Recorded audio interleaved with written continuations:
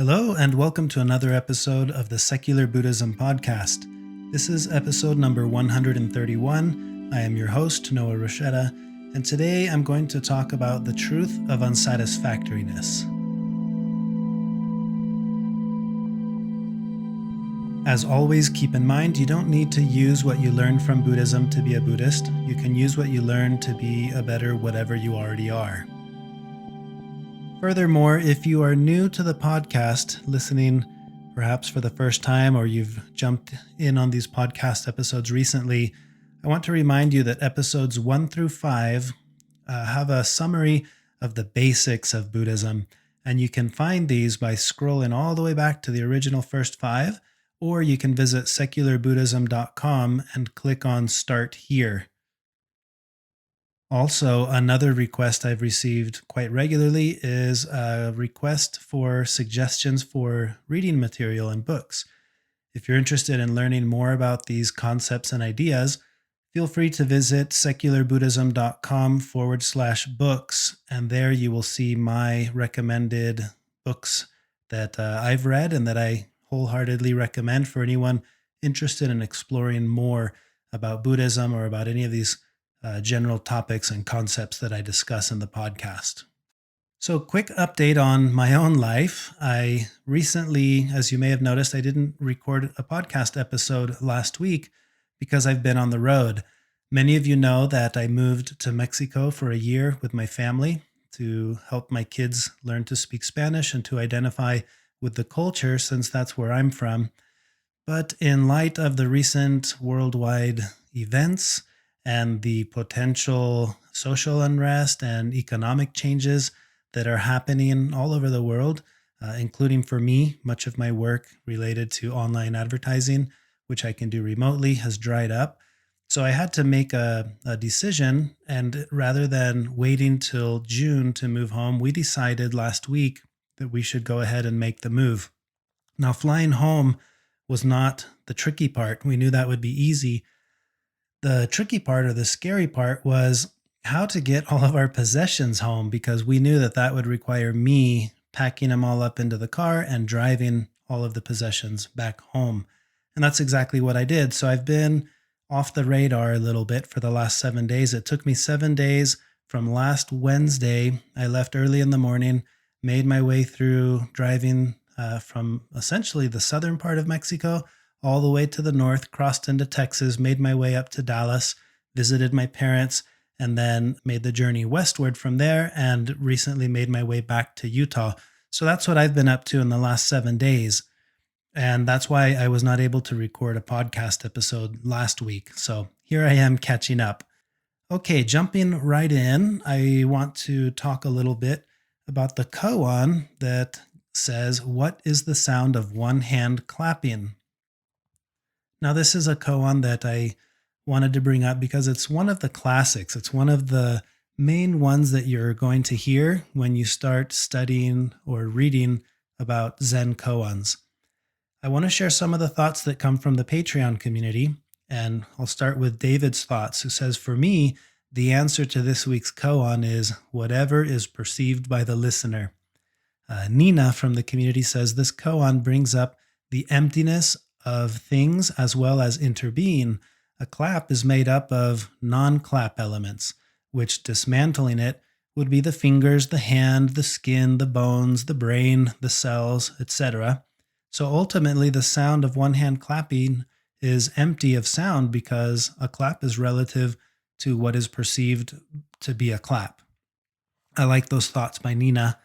And then Matthew says, "Whenever I hear this koan, I remember when they had it on The Simpsons, and it opened Lisa's mind. I agree with a lot of what others said, which is interesting because before I used to try to solve the puzzle. But it is much like if no one is around and the tree falls in the woods, does it make a noise? It is about perception. I think it is also about things not having an intrinsic meaning. What is a clap? Is it two hands hitting each other? If so, how hard? What if I touch them ever so softly? Can one hand clap? Maybe. You can hit your palm with the fingers of the same hand. And what if you slap your thigh with your palm, like you often do at a sports event, or if you have a drink in one hand? that is one hand clapping, and I know the noise that it makes. And that's the end of Matthew's thoughts. And I agree with all the sentiments that were shared in the group. It was, as always, it's a fun experience to hear other people's perspectives and their thoughts regarding one single topic. In this case, what is the sound of one hand clapping? Now, for me, I feel like trying to answer is the problem because I could equally ask other questions like what is the sound of anger? And if I were to ask what is the sound of anger, you can give me an answer. You could say it's yelling or it's grinding your teeth or it's punching the wall with your hand, all of which could be correct, but all of which are also incomplete because perhaps there isn't an actual sound to anger. There's events that can arise with anger as its cause or its condition. And I think with the sound of one hand clapping, you can run into similar issues because you'd have to define what is clapping. I remember in school, you had to, sometimes when you had to be quiet in class, but they wanted you to clap, you could lift your hands in the air and kind of rotate them back and forth like air clapping, but there's no sound taking place. And that counts as a clap. So then it forces you to have to define as clapping an act of celebration where I want you to know that I'm celebrating with you, and that counts as a clap? Is it specifically the two hands that come together? If so, what about at a sporting event where I take those two long sticks, the clapping sticks, and I hit those together to make my clap louder? Does that not count because my hands aren't touching? And it can become problematic because I have to define what is a clap. So then I'm left with this idea with what is the sound of one hand clapping? Well, the sound of one hand clapping is the sound of one hand clapping. However I define it, I may be missing the point, but I will always be correct by saying that the sound of one hand clapping is the sound of one hand clapping. And now I leave it up to you to imagine what that means, to interpret the meaning of that. That's how I like to think about this specific koan. It's an invitation, as always, to go inward and ask myself, well, what does clapping mean to me? What does the sound of one hand clapping mean to me? So, jumping into the topic that I have for this podcast episode, the truth of unsatisfactoriness, I'm going to echo some of the sentiments I shared in episode 122, We Don't Eliminate Suffering, and episode 57, Discovering All Pervasive Suffering. The truth of unsatisfactoriness is a title that we could use to talk about the first of the noble truths. So in Buddhism, if you were to ask almost any Buddhist what the core basic Buddhist teachings are, they would probably summarize the Four Noble Truths. And the first of the truths is the truth of suffering or the truth of unsatisfactoriness. And I like the word unsatisfactoriness more than suffering, but it's the same general idea. And here, what we're trying to understand is that the nature of reality is that difficulties will arise, and we will experience suffering or unsatisfactoriness. We can begin to embrace that fact by recognizing that suffering in general is not personal. It's simply part of the experience of existence. And we will experience suffering no matter how hard we try to avoid it. Whether we search for a magic formula to remove it, or we chase after money to buy it off, or seek fame to drown it out, or whatever. If we pray, meditate, perform rituals to try to shield ourselves from it, suffering in some form will find us. It is the central problem of human existence. The diagnosis is universal. It's not just you, it's all of us, the rich, the famous, the powerful, the pious, everyone. If you think you're alone with your difficulties, just spend some time talking to others and ask them about their problems. And if they're open and they're honest, you'll soon discover that everyone has struggles and pain and unsatisfactoriness to contend with. What we learn from the Buddha about embracing suffering is that life is going to be easier for us when we truly accept that suffering is a part of life for everyone. There's simply no way around it. Now, I wanted to bring this topic up because in recent weeks, I had a discussion with a friend of mine, Matt, who brought up this concept, this idea of acute suffering versus chronic suffering. And what he wanted to elaborate on was that Sometimes when we approach Buddhism and we approach these big concepts or topics around suffering, it seems easy to apply these to some form of acute suffering, like some big change, like you lose your job, or you lose a loved one, or you realize that you're sick, things of that nature. But what happens when we experience this level of unsatisfactoriness in a chronic sense? It's low, it's a lower magnitude of unsatisfactoriness, yet it's there, and we just kind of deal with it day in and day out, and often for months or years or even our whole lives. And in that discussion, it made me think about this Buddhist concept of all pervasive suffering. So, if you've read some of my books that talk about the topic of suffering, I mention the various types of suffering. And I think it's important to recognize and highlight that there are indeed various forms or ways to suffer. One of them is what we call all pervasive suffering. Keep in mind for a second this notion of all pervasive suffering, which is essentially that there's always, at any given moment, some underlying unsatisfactoriness that's there. And what we want to identify is, where does that come from? So, just as an example, on my drive here, I spent 7 days sitting in the car driving. My shortest days were 10-hour drives, and my longest days were 14-hour drives. So, doing this day in and day out, I had a lot of thoughts about discomfort and unsatisfactoriness. And it stemmed from things like my foot is going numb, to my legs are really uncomfortable, my lower back is hurting, all of the discomforts that come with sitting in a car for that long. But it got me thinking, what if I went back in time? At some point, I would say transporting my possessions is really hard on this sled. So I invent wheels. Oh, well, that's made it a lot easier.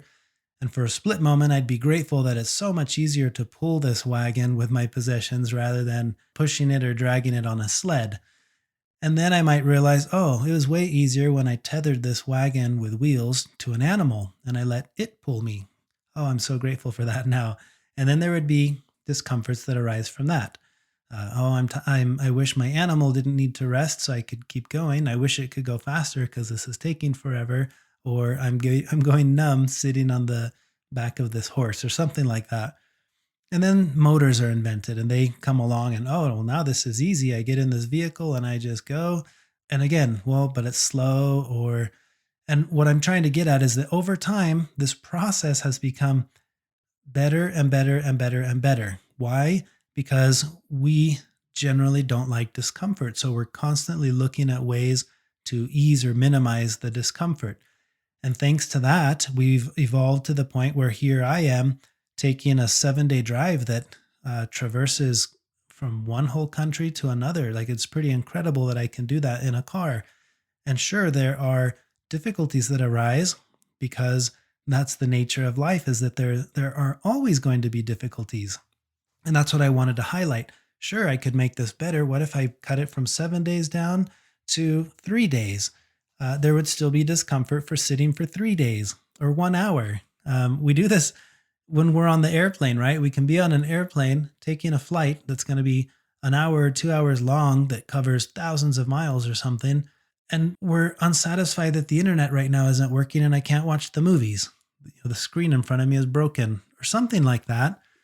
And this is what I want to get at with the idea of all pervasive suffering, or what Matt was talking about, a more chronic form of suffering. This is evident in things, not just because I was taking a drive, but let's use another example. Matt and I talked about this. And the example would be, let's say you're in a job and you're not completely satisfied with your job. There's an underlying level of unsatisfactoriness with your job. The problem that arises isn't the unsatisfactoriness. I think the problem that arises is that we feel the unsatisfactoriness and we think that we shouldn't feel it. It's like we've believed for, I don't know, from societal views or wherever these views came from, that if we're suffering even a little bit, then we're doing it wrong. And I see this all the time when I receive emails that ask about tips or advice about parenting, for example, in Buddhism. And the general vibe I get from these types of emails is that, hey, parenting is pretty hard, therefore I must be doing it wrong. How can Buddhism help me to do it right so that parenting isn't hard anymore? It's almost like nobody told us that parenting is hard. Somehow we all bought into this lie, which is that if you do it right, parenting is easy. And that's the problem. The problem isn't that parenting is hard. The problem is that parenting is hard and we don't want it to be hard. So here we are comparing, because of social media or whatever, what we think other people's parenting experience is like. And we're thinking they must be doing something right and I must be doing something wrong, because if it's hard, I'm not doing it right. And Buddhism kind of steps in and it's saying, no, all pervasive suffering is that parenting is hard. There's just no way around that. There's no escaping it. Imagine that you have a restaurant that you really enjoy, and at that restaurant you have a specific dish, a meal that you really enjoy, so you always pick that. Now, you may have this underlying unsatisfactoriness if you start to think, I really like this, but man, what if there's another meal at another restaurant that I might enjoy more? If I think that, which absolutely could be true, then yes, it's difficult to fully enjoy this meal, because what if there's another meal that I would enjoy more? So I want to go taste all of them. Now, there's no way around this, because you cannot taste every dish at every restaurant in the world. It cannot happen. It's physically impossible. So when I recognize that, then I can learn to accept that there is going to be a level of all pervasive suffering every time I eat a meal, no matter how good it is, because somewhere in the back of my mind might be the thought, what if there's another meal somewhere else that I would have liked more? Now, take that same line of thinking and correlate that to other bigger things like relationships. I think this is a big deal in relationships.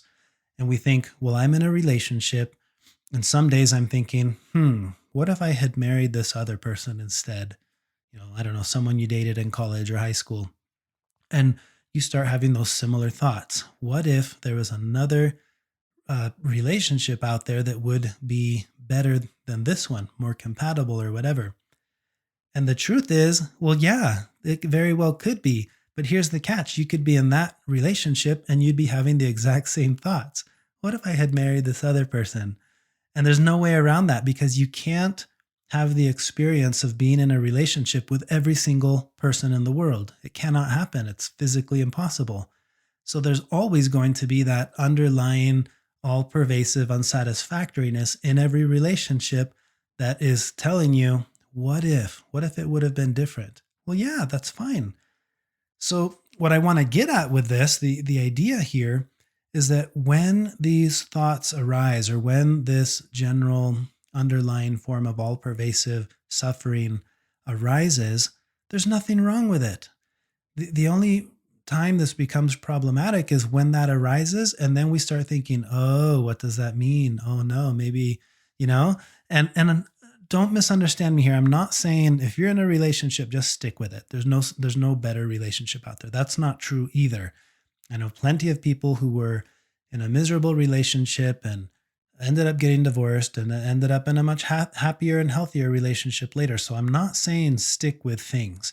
I'm not saying that. What I'm saying is you're never going to find the one that is perfect, in the sense that I will no longer have any form of unsatisfactoriness, whether it's the meal at your restaurant, or the person that you're married to, or the way that you're parenting your children, or the job that you have. There's always going to be that what if. And I think it takes a lot of skillfulness to decide if and when it reaches the point that you actually should do something about it. I've done something about it in terms of my job. I wasn't happy with a job once, and I finally did something about it, and I was much more happy in another job. And I've made career changes that even now I feel like I am really enjoying my job. I cannot imagine the line of work that I do, teaching people to paraglide. I cannot imagine something more fun. And yet there is the all pervasive thought of, well, what if I had become a helicopter pilot? That was my dream as a youth. Or what if I had become an Air Force pilot and I flew jets? Or, ooh, what if I would have had the chance to become an astronaut? And I can go down that path. And sure, it's true. What if one of those things would have been way more enjoyable than what I do? And I don't know, because I wouldn't know unless I was in those shoes. And I might be in those shoes thinking this is kind of stressful. I wonder what it would be like to just be a paraglider pilot or a paraglider instructor. So the point I want to make is that when we identify this all pervasive suffering, this underlying unsatisfactoriness that permeates everything, we can learn to recognize that it's perfectly okay to experience all pervasive suffering or all pervasive unsatisfactoriness. It only becomes problematic when we experience it and we think we're not supposed to be experiencing this, because then we start buying into strange conceptualizations that we have in our mind, which is, well, if I don't like this job, I shouldn't be here. And again, I'm not saying stick with a job you don't like. That's not what I'm saying. I'm saying if there's a difference between identifying the all pervasive suffering that's there versus this is an acute form of suffering and I definitely need to do something about it. Like my boss is mean to me and I can't stand my boss, then yeah, do something about it. So please don't misunderstand my what I'm trying to get at here. I'm not saying stick with a bad relationship or with a bad job. Another way to think about this, that a way that came up in our conversation this morning in our live Zoom call, the community call, we were talking about the concept of judgment and how one of the listeners or one of the participants mentioned that he's trying hard to not judge people. And I brought up the fact that judging people is a natural thing. We all do it, and it's because we're hardwired to do it. We have to make quick assessments to decide, are we safe, right? This is an evolutionary thing where we can almost instantly say, is this person on team us or on team them? And we're hardwired to do that. So what I wanted to make clear was there's nothing wrong with judging. It's the attachment we have to the assessment we made in our judgment that can be what's problematic. So for me, I catch myself judging people all the time. And when I do, I just remind myself, well, that doesn't mean that I'm right. And it certainly doesn't mean that it's true. And I have reasons for why my judgment goes one way or the other. And that's based on my societal views, my upbringing, my all kinds of things that I cannot help. But when I realize that I'm doing it, I can remind myself that just because I thought that doesn't mean that it's true. And if I were to spend time getting to know this person, I may be pleasantly surprised at how wrong I was. And that has happened to me various times. It's also happened where the more I get to know them, the more confident I am in my assessment that I had already made of the judgment. I'm sure we've all experienced both of those things.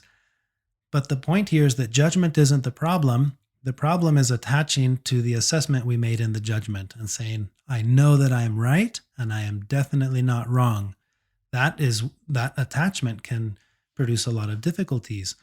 Now, it's another thing to say, I've judged this person, but now I'm open to see how they really are. And I'm going to spend time trying to get to know this person.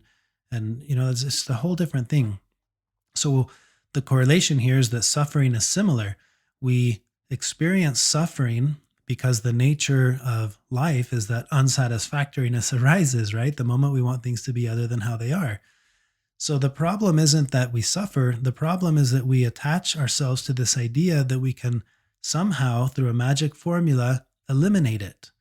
And I know it sounds tricky because Buddhism proposes this as a formula, right? The Four Noble Truths, the truth of suffering, the truth of the causes of suffering, the truth of cessation of suffering, and the truth of the path that leads to the cessation of suffering. So there it would seem very clear that what we're implying here is if you practice Buddhism hard enough and in the right way, you eliminate suffering. And although that's what it sounds like, there's a huge caveat there, which is first we got to define what is suffering and distinguish between what is natural and what is self-inflicted, and then realize what we're talking about in terms of eliminating any kind of unsatisfactoriness is the self-inflicted, unnecessary unsatisfactoriness. Because the all-pervasive, there's always going to be that underlying form of unsatisfactoriness because of the nature of reality, because of the nature of the fact that I cannot taste all the meals at all the restaurants of the world. I will always be left with the prospect that this meal that I enjoy, no matter how much I like it, there could be another one out there that I would enjoy much more, and I'll never know because I will never taste it. And that to me is powerful to know. That is the truth of unsatisfactoriness. So going back to parenting really quick, being a parent is hard. There's no way around that. And the problem isn't that being a parent is hard. The problem is that we don't want to fully accept that it's hard because we somehow still believe that if it's done right, it should be easy. And that is the problem. That is the lie. That is the mental conditioning. Parenting is hard. Being alive is hard. Having to go to work every day is hard. There's no way around that. And that is the truth of unsatisfactoriness. So I hope that these concepts and ideas help a little bit with the understanding that in life difficulties arise and that's not a problem. What we want to do is we want to start understanding the causes and conditions of our unsatisfactoriness and getting to know ourselves and getting to the point where we understand ourselves better. And that's all I have for this podcast episode. As always, thank you for listening. If you want to support the work I'm doing with the podcast, consider becoming a patron and join our online community where we discuss these koans and we discuss the podcast episodes. And we have a weekly study group and live interactions with the Q&A and the Zoom calls every Sunday. You can learn more about the online community by visiting secularbuddhism.com. If you enjoyed this podcast episode, please share it with others, write a review, give it a rating in iTunes. And that's all I have for now, but I look forward to another podcast episode soon. Before I go, here is your Zen koan to work with between now and the next podcast episode. Elder Ting asked Lin-chi, "Master, what is the great meaning of Buddha's teaching?" Lin-chi came down from his seat, slapped Ting, and pushed him away. Ting was stunned and stood motionless. A monk nearby said, "Ting, why do you not bow?" At that moment, Ting attained great enlightenment. That's all I have for now. Until next time.